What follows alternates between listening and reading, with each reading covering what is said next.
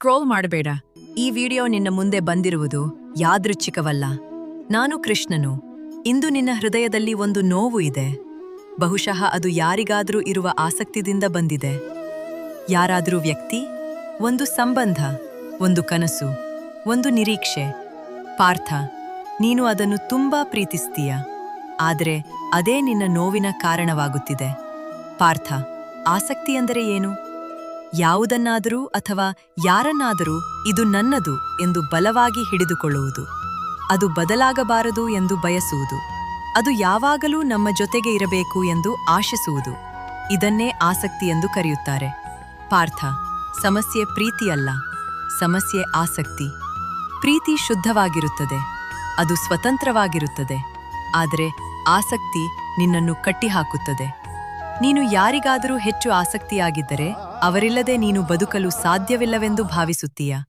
ಇದು ನಿನ್ನನ್ನು ದುರ್ಬಲಗೊಳಿಸುತ್ತದೆ. ಪಾರ್ಥ, ಭಗವದ್ಗೀತೆಯಲ್ಲಿ ನಾನು ಹೇಳಿದ್ದೇನೆ, ಆಸಕ್ತಿಯಿಂದ ಬಯಕೆ ಹುಟ್ಟುತ್ತದೆ. ಬಯಕೆ ಪೂರ್ಣವಾಗದಿದ್ದರೆ ಕೋಪ ಬರುತ್ತದೆ. ಕೋಪದಿಂದ ಗೊಂದಲ ಬರುತ್ತದೆ. ಗೊಂದಲದಿಂದ ಜ್ಞಾನ ನಾಶವಾಗುತ್ತದೆ. ಇದು ಆಸಕ್ತಿಯ ಸರಣಿ. ಪಾರ್ಥ, ನೀನು ಒಂದು ವಿಷಯವನ್ನು ನೆನಪಿಸು. ಈ ಜಗತ್ತಿನಲ್ಲಿ ಎಲ್ಲವೂ ತಾತ್ಕಾಲಿಕ. ಸಂಬಂಧಗಳು, ವಸ್ತುಗಳು, ಸಂದರ್ಭಗಳು ಇವೆಲ್ಲವೂ ಬದಲಾಗುತ್ತವೆ. ಆದರೆ ನೀನು ಬದಲಾಗುವ ವಿಷಯಗಳಿಗೆ ಹಿಡಿದುಕೊಂಡಿದ್ದರೆ ನೀನು ನೋವನ್ನು ಅನುಭವಿಸುತ್ತೀಯ. ಪಾರ್ಥ, ಒಂದು ಮರದ ಎಲೆಯನ್ನು ನೆನಪಿಸು. ಅದು ಕಾಲ ಬದಲಾಗಿದಂತೆ ಬೀಳುತ್ತದೆ. ಮರ ಅದನ್ನು ಹಿಡಿದುಕೊಳ್ಳುವುದಿಲ್ಲ, ಅದು ಬಿಡುತ್ತದೆ. ಹಾಗೆಯೇ ನೀನು ಕೂಡ ಕೆಲವು ವಿಷಯಗಳನ್ನು ಬಿಡಲು ಕಲಿಯಬೇಕು. ಪಾರ್ಥ, ಬಿಡುವುದು ಎಂದರೆ ಪ್ರೀತಿ ಬಿಡುವುದು ಅಲ್ಲ. ಬಿಡುವುದು ಎಂದರೆ ಅತಿಯಾದ ಹಿಡಿತವನ್ನು ಬಿಡುವುದು. ನೀನು ಯಾರನ್ನಾದರೂ ಪ್ರೀತಿಸಬಹುದು, ಆದರೆ ಅವರನ್ನು ನಿಯಂತ್ರಿಸಲು ಪ್ರಯತ್ನಿಸಬೇಡ. ನೀನು ಯಾವುದನ್ನಾದರೂ ಇಷ್ಟಪಡಬಹುದು, ಆದರೆ ಅದಿಲ್ಲದೆ ನೀನು ಕುಗ್ಗಬಾರದು.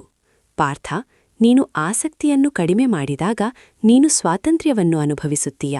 ನಿನ್ನ ಮನಸ್ಸು ಹಗುರವಾಗುತ್ತದೆ, ನಿನ್ನ ಶಾಂತಿ ಹೆಚ್ಚಾಗುತ್ತದೆ. ಪಾರ್ಥ, ನೀನು ಯಾಕೆ ನೋವು ಅನುಭವಿಸುತ್ತೀಯ? ಏಕೆಂದರೆ ನಿನ್ನ ನಿರೀಕ್ಷೆಗಳು ಹೆಚ್ಚು.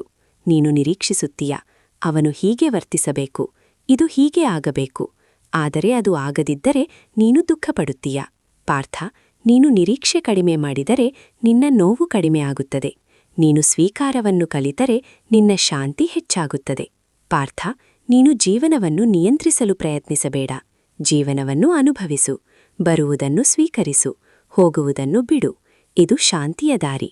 ಪಾರ್ಥ, ನೀನು ನಿನ್ನೊಳಗೆ ಒಂದು ಶಕ್ತಿಯನ್ನು ಕಂಡುಕೊಳ್ಳಬೇಕು. ಅದು ಅಸಕ್ತತೆ. ಅಸಕ್ತತೆ ಎಂದರೆ ಉದಾಸೀನತೆಯಲ್ಲ, ಅದು ಸಮತೋಲನ. ನೀನು ಪ್ರೀತಿಸುತ್ತೀಯ, ಆದರೆ ಹಿಡಿದುಕೊಳ್ಳುವುದಿಲ್ಲ.